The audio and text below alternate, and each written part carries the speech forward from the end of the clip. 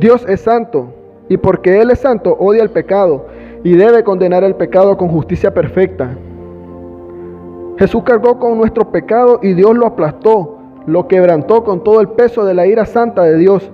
Y cuando Jesús experimentó todo el sufrimiento en tu lugar, cuando se rebajó a tu lugar, Él murió y pagó por completo el precio de la salvación. Él murió y al tercer día resucitó de entre los muertos, lo cual es la reivindicación pública de Dios por su Hijo. Una declaración pública para nosotros de lo que su Hijo hizo por nosotros en ese madero. Después de 40 días ascendió al cielo y ahora está a la diestra del Padre. Y escucha bien porque es importante que entiendas esto. No te estoy pidiendo que hagas a Jesús el Señor de tu vida. Te estoy informando que Dios ya ha hecho a este Jesús que crucificamos el Señor y Cristo. Y Dios manda a todo hombre en todo lugar a que se arrepientan de sus pecados, que se aparte de su manera errónea de pensar y de vivir, y que comiencen a pensar en las verdades de Dios y vivan conforme a ellas, conforme a la voluntad de Dios. Te preguntarás, ¿cómo puedo hacer sus obras? ¿Cómo puedo hacer las obras de Dios? Creyendo en su Hijo Jesucristo, porque todo aquel que en Él cree no será avergonzado. Pero con la promesa del Evangelio también viene la advertencia del Evangelio, amigo mío. Si rechazas el Evangelio, si rechazas a Jesucristo en este día y continúas rechazando a Cristo, ya no queda más sacrificio por los pecados. Ya no hay esperanza, sino una horrenda expectación de juicio y de hervor de fuego para el hombre. E incluso hay otra advertencia del Evangelio y es esta. Aunque confieses fe en Cristo hoy y te regocijes con gran gozo, debes saber esto. Incluso ese gozo puede ser engañoso. Y que necesitas tener evidencia y frutos continuos en ti, y no solo de que te alegras el día de hoy, o que comienzas a seguirle el día de hoy, o que te arrepientas el día de hoy, o que creas el día de hoy, sino que continuarás arrepintiéndote y continuarás creyendo y creciendo en el arrepentimiento y fe todos los días de tu vida hasta que Él venga por su iglesia o te reciba en casa.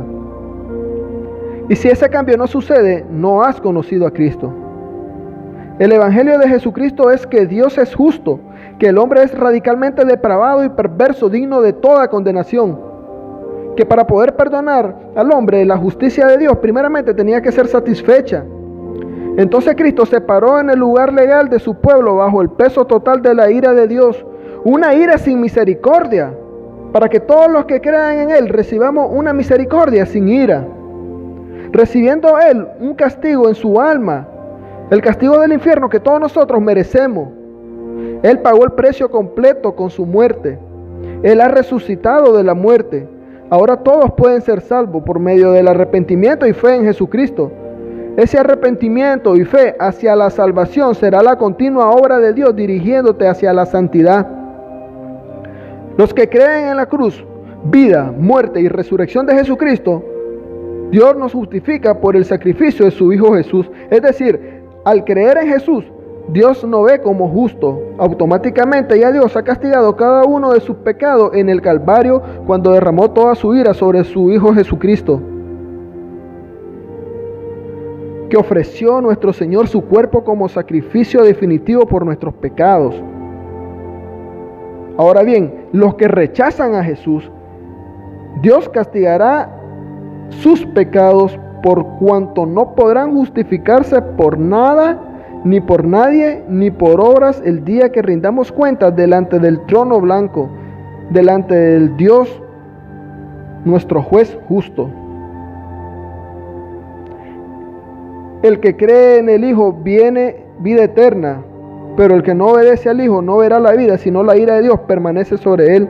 Así nos dice Juan 3:36. Dios te dice a esta hora, si oyeres hoy su voz, no endurezcáis vuestro corazón, sino que escapa por tu vida, porque el día del juicio se acerca. El Evangelio no es salvación para todos, sino para los que creen. Para los demás es una horrible sentencia de muerte.